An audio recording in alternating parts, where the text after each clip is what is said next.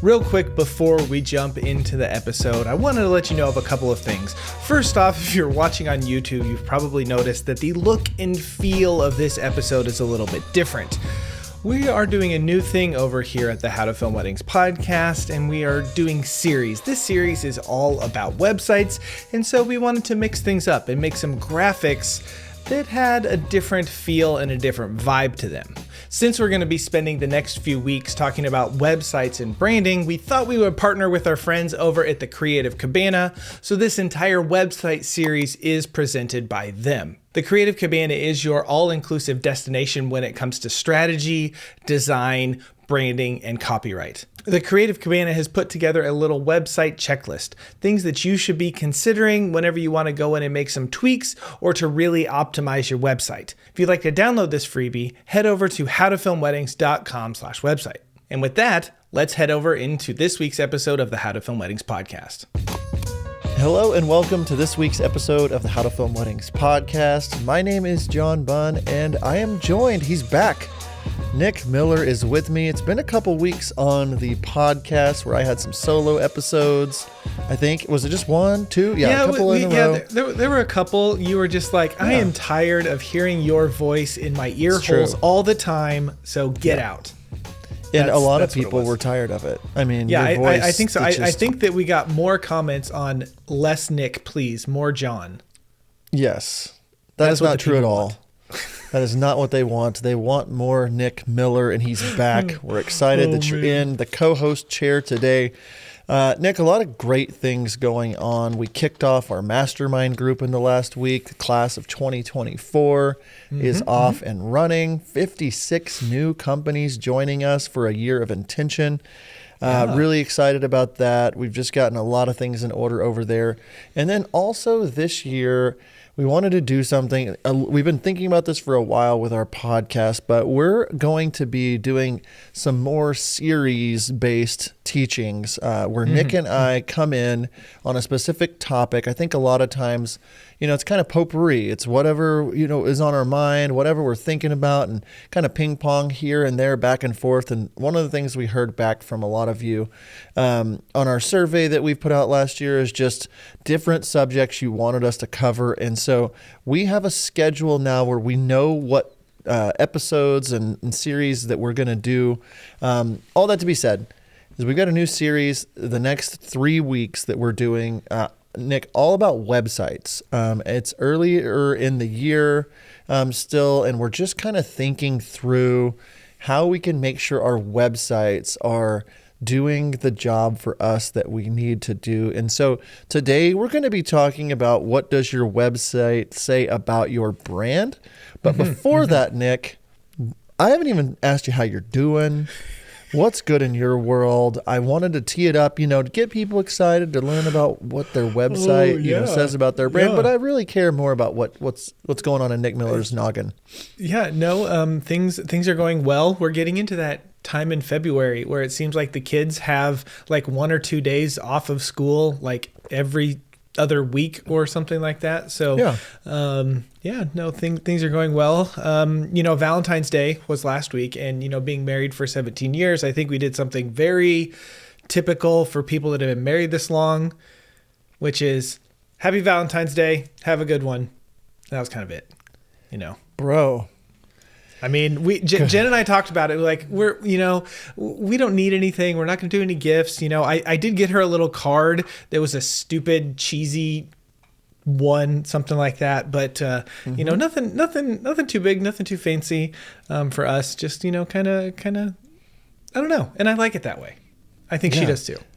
Yeah, well, Valentine's Day is not a big deal between Heather and I. But we have 2 little girls. And so the day becomes a lot about them. I had a daddy-daughter dance with my 7-year-old. Went really well. I saw pictures. Very cute. Very cute. Yeah, we went to a pizza restaurant where you sit down and they deliver pizza. She thought that was cool. And then I said, thanks for going on this date with me. And she said, Dad, this is not a date. And I said, okay, I'm sorry about that.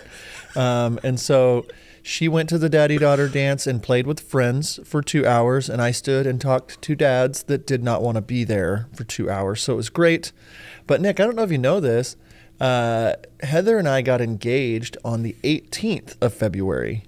So I did know that because every year we bring up Valentine's. You're like, we don't do Valentine's Day. We do Engagement Day. Yes, and this is the 19-year anniversary this year. And what did we do? We had a birthday party for our 7-year-old. That's how we celebrated. Just kidding. We went to lunch at a nice restaurant on Friday, but it's that season. It's February, a lot of stuff. The school year's got a few months left. There's in the States, we're just getting warm enough in a lot of the places to really get into weddings and stuff like that. And so, there's a lot going on. And I'm really excited though, Nick, about this new series on websites. Before we get to that, yes. Yeah, I was going to say, I am excited about this series on websites. I'm going to talk for a little bit because you talked for quite a while. I felt like I kind of derailed it. Like you threw it to me and then I kind of went off the rails and I'm bringing it back. I do want to mention our friends over at howtofilmweddings.com/delivery. There we have a few vetted companies that we use to deliver your wedding films. Presentation is a really big part of being a business owner and a wedding filmmaker, and how you send your couples their final videos really does matter. It has a big impact on the brand that you have. And so if you would like to check out some of those amazing companies that we recommend, head on over to howtofilmweddings.com/delivery. So that's a good ad read. I like that. I just pulled it right off the top of my big bald head there. So, today we're going to talk about websites, and we're going to start this conversation over the next few weeks. We have a few different topics that we're going to cover specifically about websites, but today we're going to jump into the topic of what does my website say about my brand? Kind of a thought that John and I have had for a long time whenever it comes to your websites and like social media. Is like your social media, in our opinion, should be kind of like the curb appeal to your house. It's, people kind of look at it and they get this looks cool. I want to go, I want to check this out. I want to look at it more. And then your website is kind of inviting them in to your living room where it's like, okay, here, let's sit down. Let's have a cup of coffee. Let's get to know each other. Let's learn what makes each other tick and all that kind of stuff. Like that's what we want our website to be. And so that's kind of the context I think that I want to put on this episode, that your website, what it should say about your brand, it should be a really good representation of who you are as a business, right? I think that if you walk into someone's house and you just take a look around, you can get a really a pretty good idea of kind of who they are as a person, who they are as a family, based on how their house is. If it's really messy, if it's really clean, if there's stuff all over the walls, if it's very minimal, if it's loud, if it's quiet, if they have lots of pets, if they have, there's lots of different things that you can tell about a person just by walking into their house. And so your website for your business should be that same thing. What do you have to add? I like everything you just said. I have nothing to add. I'm just kidding. Okay, great. I always have something to add. No, podcast I really over. think it's podcast. Thanks for joining us today. Hit that subscribe button. No, so when it does come to our website, I know that in 2019, I knew I needed to make a big change. I did a big rebrand. 2021, I really launched into John Bunn Films, new brand, and I got really intentional about what my website was, saying. Is there anything in your living room that doesn't speak to the kind of home you want to have? Is there anything as part of this website that does not aim at your ideal buyer? So when a couple comes to your website, you've spent all this effort to get them to your website, whether you've attracted them through paid ads or marketing or social media or whatever. When they finally get to your website, what message are you telling them? And that's the question I would ask you if you're listening. That's a different answer for everyone. And if your message is, I'm vanilla and I'm just kind of here, you're not going to stand out. But the people that we see that do the best job at knowing the messaging they want to give and want to communicate, and then they infuse that through the whole website. You're not going to a website and being like, what is this? What am I looking at? No, you should know very quickly the message you're trying to tell them. Maybe you're into adventurous weddings and you want to make sure that everything feels adventurous and makes them feel like they will have the most amazing time hiring you as their wedding filmmaker because they're adventurous and they're looking for that. Or maybe you're wanting to do something more nostalgic and you include all kinds of home footage of couples on your website, or, Super 8 footage or different stuff like that. Or, you can really think through your messaging. A lot of people just purchase a template, throw some images up there, and don't get really intentional with what message you're telling them. So you have to ask yourself this week as you're listening, does my website communicate the message that I want to be communicating to my potential buyers? What do you have to add? Yeah. Communicating to the people. And that kind of starts with knowing and understanding who it is that you want to communicate with and who you want to talk to. And so that's going to be a key thing, a big thing for you to figure out, knowing and understanding the types of clients that you would like to work with. John, I know that you're like rereading it right now. I've read it a while ago, but the Building the Story Brand book from Donald Miller, he talks a lot about his website and kind of what you should do and how you should be. And he recommends that you as the business owner should be the guide, while your clients that land on your website should be the hero, and you are guiding them to work with you. So we do such a good job, I think, and I'm using that poorly. Like, I don't mean that as a good job, but what I'm saying is I think a lot of people do a really good job of like explaining what it is that you do. I film weddings.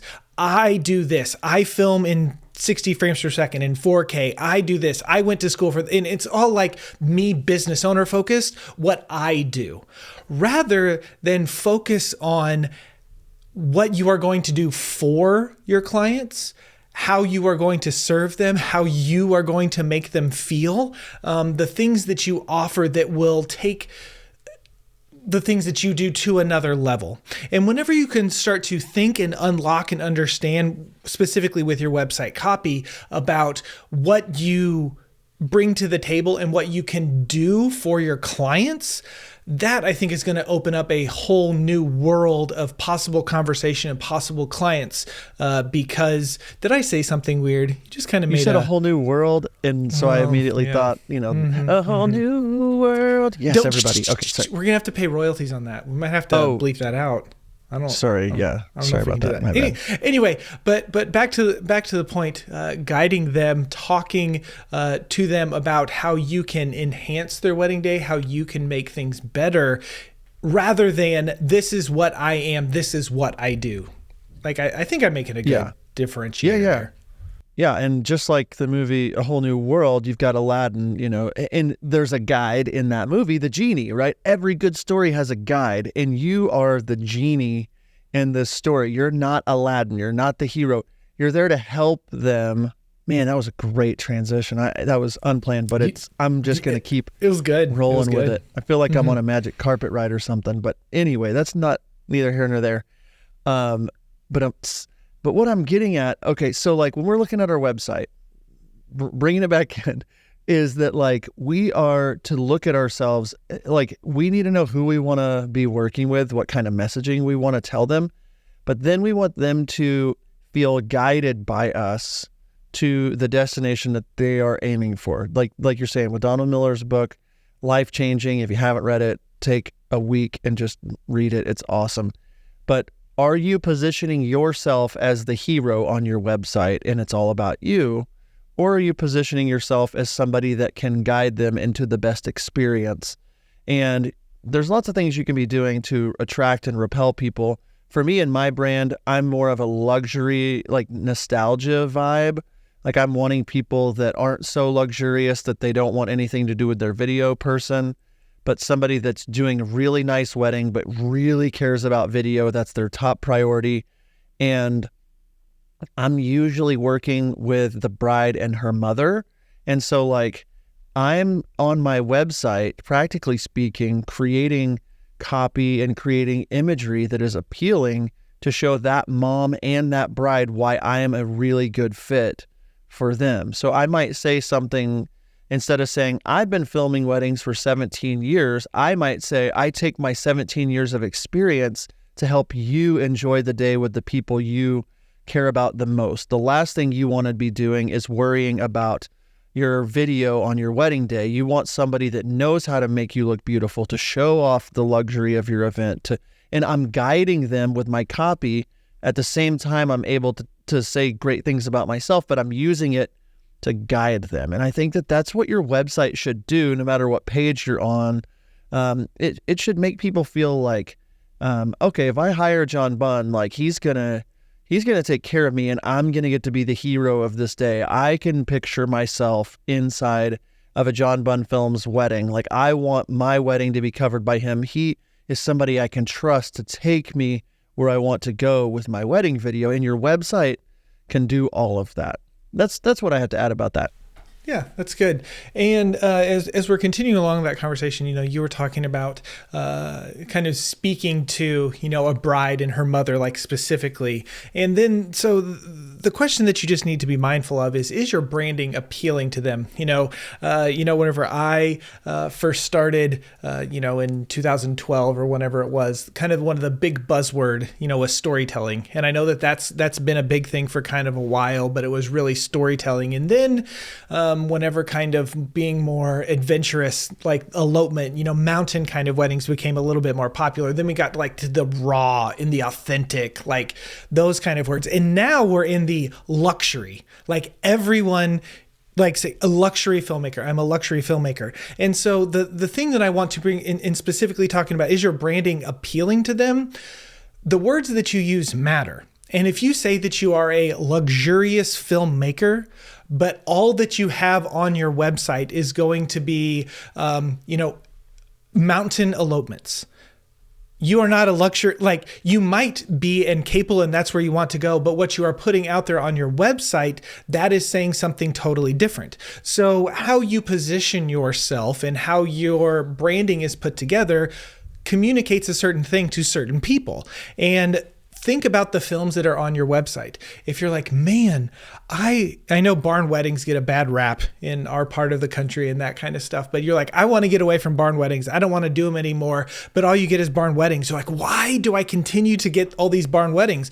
Well, then you go and you look at your website, and 5 of the 7 videos that you have on your website specifically show off barn weddings.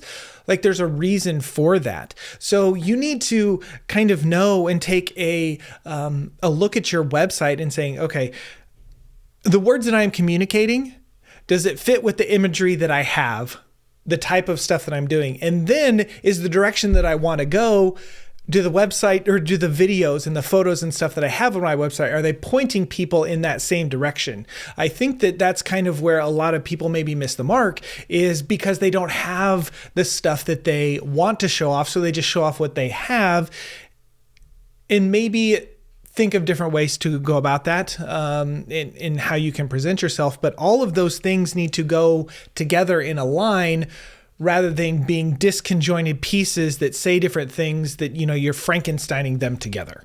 Hey guys, Austin here from the Creative Cabana, and I get it. You want your dream clients. We all do.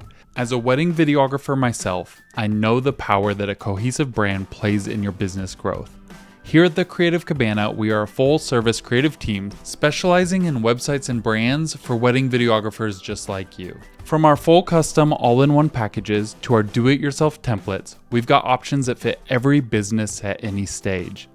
Now, I know you've poured your heart and soul into your business. It's time to have a brand that causes couples to fall in love with you before they even reach out. Head over to our website, creativecabana.co, and we will show you how to turn price shoppers into your dream clients.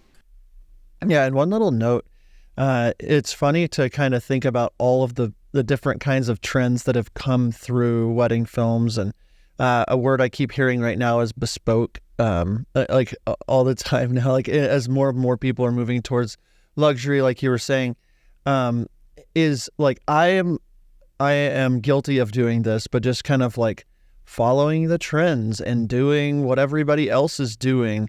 And I think that there's a time for that. The more that you can like be okay with swimming against, the stream or, whatever, the the better for you. But like for me, I landed on the kinds of weddings I wanted to film. High-paying couples that care the most about video and nostalgia and heirlooms. And like I don't care if it's an elopement. I don't care if it's a destination. I don't care if it's local. I just want people that have the budget, that care about what I do and see the importance of family. And like, that's what really speaks to me. And the more honest you can be with who you want to serve and why, and then showcase that on your website, the more you're going to attract those kinds of people. And this is not in our notes, but Nick, you were talking about like barn weddings. If you don't have, if you want to do more luxury stuff and all you have is barn weddings that look really, country or whatever it is, you might have to figure out ways to either get weddings like that, do styled shoots, put on content days, something, go to workshops so that you can start to get that stuff. And don't let anybody stop you until you have the right imagery. And so that moves us on to kind of another point, which is similar, and just making sure that it's easy for them to know who you want to work with and why.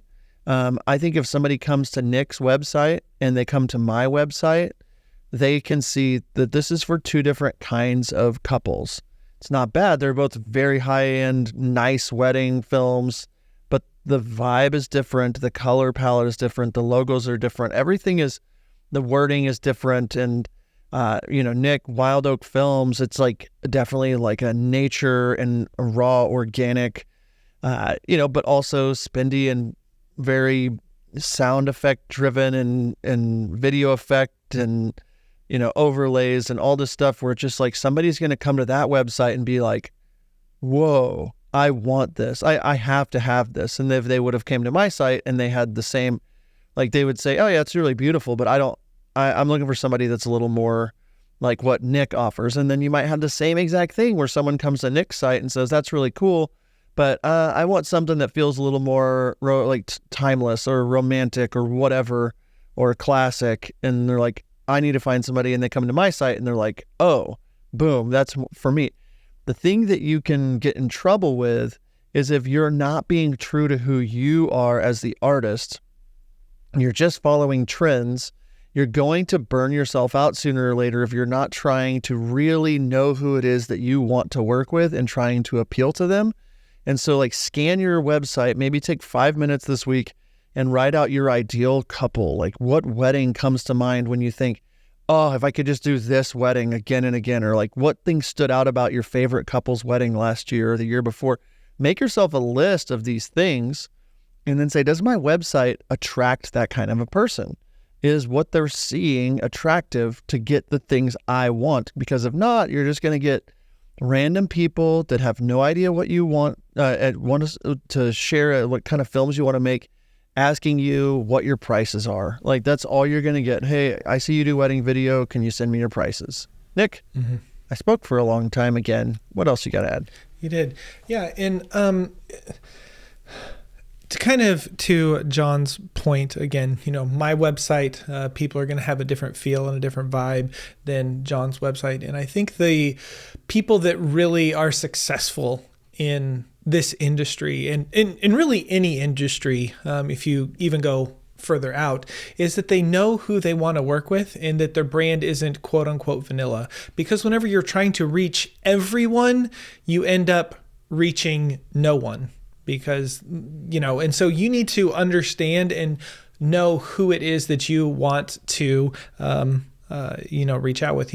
I shared this before, but in 2016-ish, I was like, I don't want to do any more Catholic ceremonies. Like that's just, we didn't want to do that anymore. And so I quit posting weddings with Catholic ceremonies. And I went from 50% booked Catholics weddings 1 year to the next year, it was 4% or something very, very small, just because I made that decision of these are the types of people, and it had nothing to do with religion or ceremony. I didn't want to do the long drawn out wedding days that had the Catholic ceremonies. That just wasn't the stuff that we wanted to do.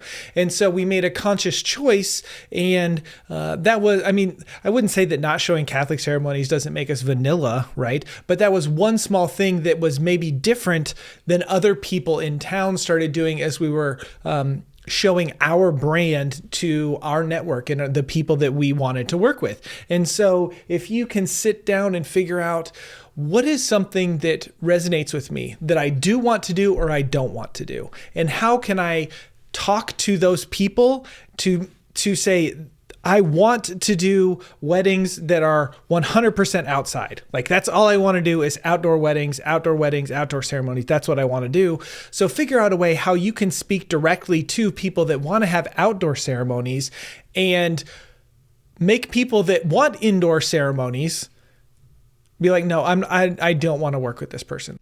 And I really like what you were saying there about not being vanilla. And I was just thinking, I made a post in the Facebook group not too long ago, but like if your brand was a vehicle, what would the year, make, and model be of your brand?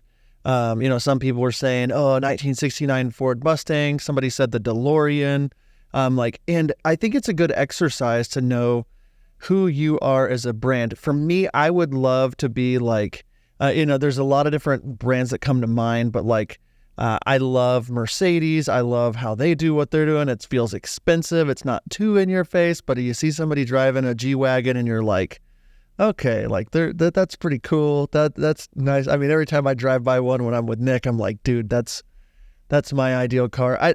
I don't know if that's exactly the John Bunn Films brand, but I think that like just knowing that like vanilla, like standard, nothing wrong with it. You got yourself a nice Toyota Camry. That's nice. That's fine. Like if you drive one of those, good for you. Maybe send me a DM. Just let me know you drive a Toyota Camry. I don't know. I've been in them. They're nice. They're the most, like, they sell a lot. But, and maybe that's what you want for your brand. It's like understanding I want to be appealing to everyone. Like I want to be a high quality product that's fairly priced. I want to do volume. Boom. This is what my website should be. My brand is a Toyota Camry. Or maybe you're like, I'm a DeLorean. I want to be a little wonky. I want to be a little crazy. I want people to feel like, what is this? I think of brands like Huckleberry Films. Maybe it was Huckleberry Films that said they were the DeLorean, or our friends Andrew and Grace with Bottle Brush Films. Like, what does your website say about your brand? And if you don't have a brand that is like defined, and you're not gonna, there's not gonna be an attraction to reach out to you from the right kind of people.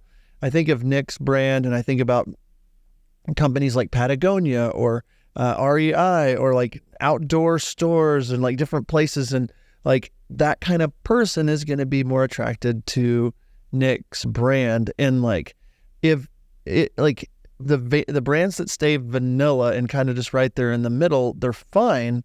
But those brands are not the ones that are causing people to freak out. And, it's like, they're not causing people to like have scarcity around, like they're not selling out. It's like, oh my goodness, I have to get plain white sneakers from Walmart. It's like, no, there's so many of those. That's not, but whenever those new Air Jordans drop on the drop date, that you only have so many pairs and they're so unique and they're so like, I think about whenever Nick and I went.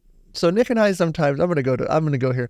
When we're together, we like to get new pairs of Air Jordans. And we were at a Nike store and we were looking around, and I was like, I really just want to get this. Like, I want the Jordan 13s. Like that'd be, and Nick was like, dude, they're right over here. And I was like, oh my goodness, they had just dropped some with blue on it. It was exactly my favorite color. I was like, this is it. And they were like, sorry, you can't even try these on. You just have to buy them. Like they're too special. They're too, and I was just like, oh, okay, I'll buy them. I'm getting them. Like, I'm doing it. Like, we only have one pair in your size. And it felt very exclusive, and it felt very like cool to me, and it felt exactly what I wanted. And it was like I was willing to dish out a couple $100 for those shoes. Whereas like if there were 1,000 of those and they all looked exactly the same, there was nothing special about them, would that make me want to have them? And anyway, all that craziness to say, does your website, do you want it to come across as vanilla? Do you want it to come across as exclusive? Do you want it to come across to people that like going hiking, or that have nostalgia as a background, or luxury, or anywhere in between, destinations, whatever? the more that you can define that, the more you're going to be able to attract the right people. And Nick, I don't know if you want to add anything to that, but I think before we wrap up for today, I would love to kind of talk about using your website to have people really get to know what you stand for. I know we're talking about it a little bit, but what do you have to add to what I said or anything on this next topic? Yeah, your website, the idea with it, and everything you do as a business, right? It should attract or repel people. And so whenever they go to your website, they should have a really good understanding of the type of business that you are. The things that you are interested in. And again, kind of communicating in a way that guides them, by me saying that I've been doing this for 12 years and, shot 400 something weddings or whatever. And so you can trust me and I'm going to help you get what it's letting them know a little bit about me, but also that they can trust the things that I am going to do for them on the wedding day. And, the films that you have out, again, I was kind of talking about that earlier with the barn wedding example, the types of films that you should create should get the couples should get an understanding kind of about how you like to operate and what you do. And, I know that can be difficult, figuring out your style or figuring out the types of films that you want to do. But again, you're trying to reach a specific type of person. And if you want to do more fun, high energy, upbeat type videos, but most of the videos on your website are not that way, then you're probably not going to reach those kinds of couples. And so you just need to know that everything that you put on your website should be intentional and should be purposeful, and it should all flow together. And, we say be branded together. It should be cohesive. It should make sense. Like that's why the cohesive brand idea is a saying, is because you don't want your copy to say one thing, your videos to say another thing, and then just the color palette and logos that you pick to say another thing. All three of those things should be very cohesive, and so they all fit together. Do you have anything you want to add to that? Yeah, always. But no, I think it really matters that you position yourself as a guide on your website and your brand as the guide, whether you're a solo person or you've got a team. The brands that come across that they're just making it all about them and their accolades and there's room for that on your website to showcase those things. But the more that you can, really intentionally communicate to your ideal buyers, the more that you can focus in on attracting them, the better. My website is not designed for wedding filmmakers to love. You might have been to my website before and you say, wow, there's too many words on your website, or wow, they're whatever it is. That's great. I'm not trying to attract you as a wedding filmmaker to my website. I'm not trying to look cool to you. I'm talking to real brides and their mothers all the time that are saying there's just something about the way that your website is set up that helped us to want to reach out. We knew that you were the right fit with us, and they're reaching out ready to book because I've done the hard work of having copy written for my website and laying out the steps and showing them what I do, and them understanding what I stand for and why I do it. And they know that I'm a dad and I've got 2 girls and that I always had a VCR camera all the time, or a little, handheld camera my whole life. Videos are so important.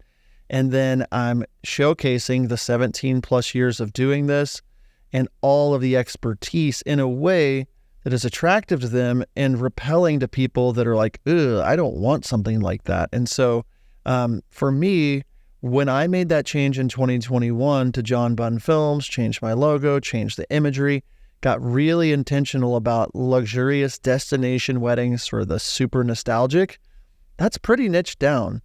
And the couples that I have this year, I booked one a couple months ago that is hitting 30,000 for a wedding. I have another for 25,000 and another for 22,000. And they're all these over $20,000 bookings because they see the value in what I bring, and I don't just blend in with everyone else.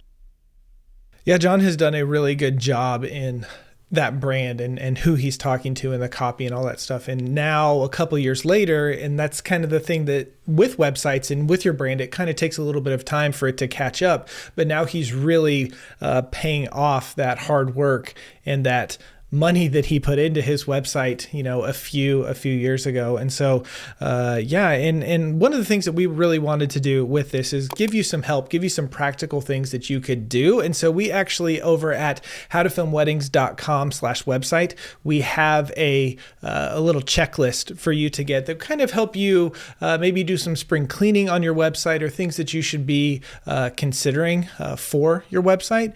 And so if you head on over there, we'll drop in your email and we will email you that little checklist thing there. So again, that's howtofilmweddings.com/website. John, it has been a pleasure to hang out with you this afternoon as we're recording this. Listeners, thank you for tuning in. And until next time, we will see ya. See ya.